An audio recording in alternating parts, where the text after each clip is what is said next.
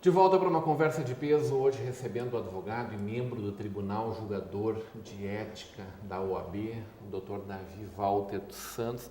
O Dr. Davi está uma vez por semana, né? Quintas-feiras é teu dia de Porto Alegre, é isso? Uma vez por mês. Uma vez por mês. Uma vez por mês.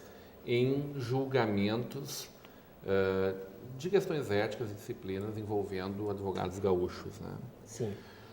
Eu estava te provocando antes do intervalo. Qual é o limite entre o apoio que um advogado dá para o seu cliente e a eventual dano que ele possa causar a este, até quando ele começa a entrar numa outra esfera que é o do conluio com esse advogado, com esse cliente, por exemplo, no crime organizado, doutor? Rodrigo, no bloco anterior tu me perguntou, tu fez vamos dizer assim, uma consideração a respeito de uma situação lá de Passo Fundo, de um advogado. Foi escancarado nacionalmente. Exatamente. Assim. Esse caso de Passo Fundo, esse eu posso falar porque ele se tornou público depois, ele é um caso clássico, né, de suspensão preventiva, onde o advogado ele tem uma prática reiterada, vamos dizer assim, extremamente danosa, não só para os clientes, para toda a comunidade. Isso causa uma repercussão muito, vamos dizer, relevante, e ele é suspenso preventivamente para que ele, né, pare de fazer o que está fazendo e reveja, vamos dizer assim, a sua conduta, até podendo chegar ao caso de cassação, né, do registro da Ordem dos Advogados. Então, ele vai responder criminalmente também por cada uma certamente vai responder junto às pessoas que ele praticou esses ilícitos, né, esses danos, né, se apropriou dos valores, me parece. Então, com certeza as pessoas elas têm o direito de buscar a reparação, vamos dizer assim, do dinheiro que perderam, e também de processar criminalmente esse colega por... Mas isso pode acontecer colega, né? Em pequenos casos também, né? Sim, não é somente em casos assim de tanta repercussão que esse tipo de situação acontece. Era uma máquina bem organizada.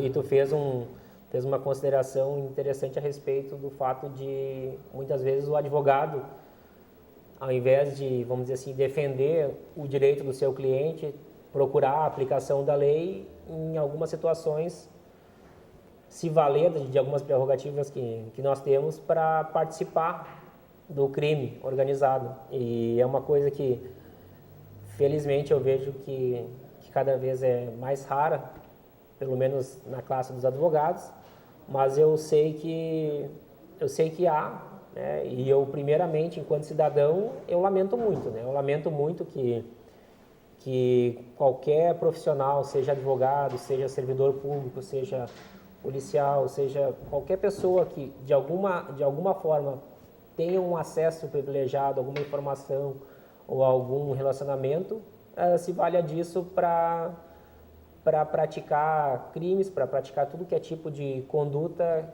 que, ainda mais no nosso Brasil de hoje, que a gente está precisando tanto que esse tipo de situação pare, cesse e as coisas sejam vistas de uma forma diferente, uma forma construtiva efetivamente e uma forma lícita, pessoas profissionais se valham de suas prerrogativas para sangrar ainda mais no nosso país, o que me deixa muito triste, mas dentro do meu mundo, dentro daquilo que eu posso fazer, eu procuro combater e procuro trabalhar para evitar que aconteça. Muito bem. Vocês advogam, a Becker Santos Advogados advoga bastante dentro da área do direito empresarial, né? E aí veio essa MBA em gestão empresarial. Qual é o motivo, como faz? Porque um advogado com essa formação jurídica vai entrar ainda muito mais na vida da empresa. Eu e o Alberto, né, meu amigo e sócio na Becker Santos Advogados, nós desde o início, nós sempre procuramos fazer um trabalho voltado para as empresas.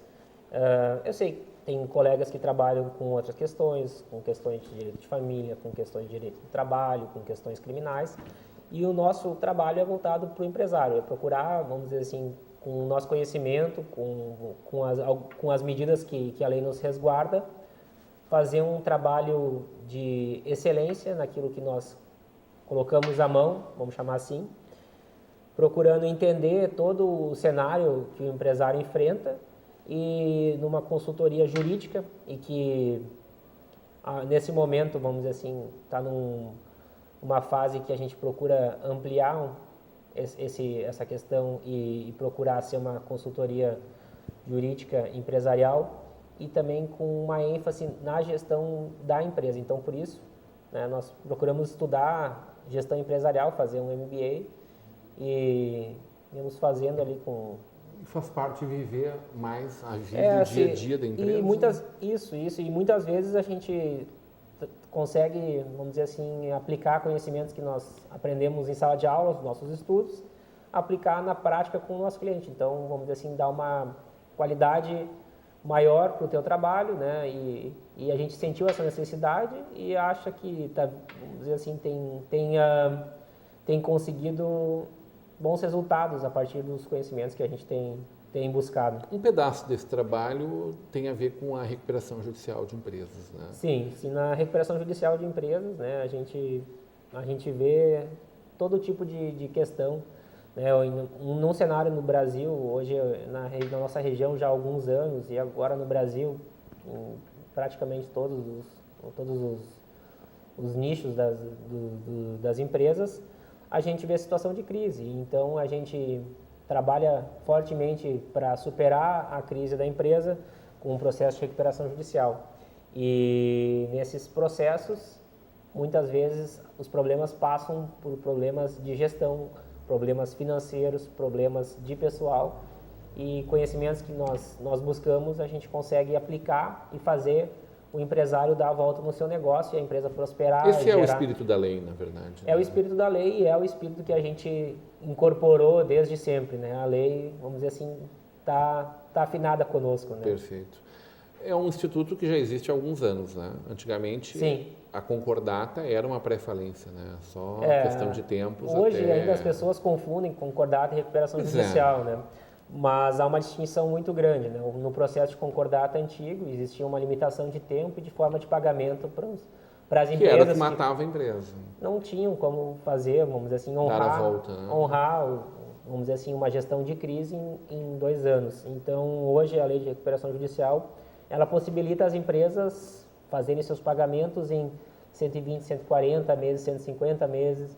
Em algumas situações, para a empresa permanecer, se consegue inclusive deságios junto a fornecedores, junto a bancos, né, instituições financeiras, onde ao invés de todo mundo perder, né, a empresa fechar as portas, os credores muitas vezes ficarem sem receber, a gente consegue fazer um processo de que cada um cede um pouco, é uma negociação coletiva, a gente consegue tratar isso desde os trabalhadores até os bancos e felizmente com bons êxitos. A gente provavelmente, o Instituto, como a gente falou, que já tem alguns anos, mais de 10 anos, né? Desde 2005. 2005, 12 anos então de RJ. A gente vê um amadurecimento disso exatamente por conta desse momento que o país como um todo, como tu falaste, atravessa. É possível que muitas empresas que estão fechando não fechariam se tivesse um pouco mais de conhecimento dessa lei? Com certeza, Rodrigo. No início do nosso trabalho de recuperação judicial, já faz alguns anos, a gente tinha bastante resistência. Preconceito. Um certo preconceito, por causa da questão da concordata, né? Porque era um processo, vamos dizer assim, pré-falimentar, mas felizmente hoje os empresários eles estão buscando a recuperação judicial e muitas vezes, quando estão em recuperação judicial, inclusive querem continuar em recuperação judicial, porque justamente a lei tem uma série de benefícios para as empresas, algumas vantagens, vamos dizer assim, específicas, todas elas absolutamente legais e que fazem com que a empresa consiga ter um oxigênio necessário, consiga se restabelecer, consiga se reestruturar e efetivamente dar a volta. Está me explicando que existem 2 modelos de RJ. Uma delas, que seria expressa, é isso? Existe um plano especial, vamos dizer assim, para empresas menores, de menor porte, existe a possibilidade de a lei prever um plano especial. O que pressupõe, por exemplo, esse plano especial? O plano especial, ele pressupõe que a empresa seja do simples, ou seja, uma microempresa, né? Então não precisa ser somente grandes empresas, grandes corporações que lançam mão da recuperação judicial, empresas menores também têm essa vantagem. e elas, vamos dizer assim, prevê forma de pagamento em 36 parcelas. Ela fixa, ela ao fica no contrário prazo máximo, né? Assim, não, é uma possibilidade, mas não chega a ser uma grande vantagem. A empresa, mesmo a microempresa, ela pode fazer, vamos dizer assim, apresentar um plano para pagamento dos credores em mais parcelas, não precisa necessariamente ser somente em 36, pode ser utilizar de 100, 120, 140, é a forma que for aprovado com os credores. A lei existe de forma a garantir a permanência da empresa, a manutenção da existência. A manutenção dos empregos, a geração de riquezas, né, e vamos dizer assim, efetivamente... Que empresas que poderiam buscar esse benefício, doutor? Esse benefício da lei? As empresas muitas vezes elas demoram para buscar a recuperação judicial. As empresas elas esperam chegar num cenário às vezes praticamente irreversível para daí buscar uma consultoria, buscar uma assessoria jurídica que consiga realizar esse trabalho de forma a dar o resultado desejado. Então a gente alerta os empresários para que eles, antes de chegar numa situação que a situação se torne irreversível, eles procurem o seu advogado de confiança, procurem falar com quem já passou por esse tipo de processo e ver que não é o fim do mundo e que muitas empresas é muito melhor tu procurar o teu credor e fazer uma negociação coletiva do que tu simplesmente, como alguns fazem, né, lamentavelmente fecham as portas, ficam devendo, né, a vida patrimonial fica um inferno, bem prejudicada. E o processo de recuperação ele existe para evitar esse tipo de situação. É possível que uma empresa pequena lá com alguns poucos funcionários e com alguns aluguéis atrasados, dívidas com fornecedores e bancos, que não seja uma monta muito expressiva, ela possa lançar mão desse instituto? Sim, sim. Inclusive, quando se entra com o processo de recuperação judicial, se a empresa já está numa situação, por exemplo, de despejo, como tu falou, e em alguns casos acontece, o processo fica suspenso, então ela não vai ser despejada daquela dívida que, vamos dizer assim, gerou aquele processo de despejo, ela vai para o processo de recuperação judicial, a empresa não fica excluída de pagar, só que ela pode renegociar, pode parcelar, pode buscar deságio, pode ter reduções de 30%, 40%, já, inclusive superiores às vezes a 50% do valor que seria o valor nominal. É um momento de bastante aflição para as empresas, para as pessoas, para os seus empresários, para os funcionários, enfim. Mas que bom que a gente pode conversar sobre isso e talvez aclarar um pouco, abrir um pouco a mente das pessoas sobre isso aí, né? Que elas não tenham preconceito em buscar informações sobre isso, talvez. Não. Às vezes as empresas elas já estão, vamos dizer assim, com um cadastro bem considerável, vamos dizer assim, de negativação.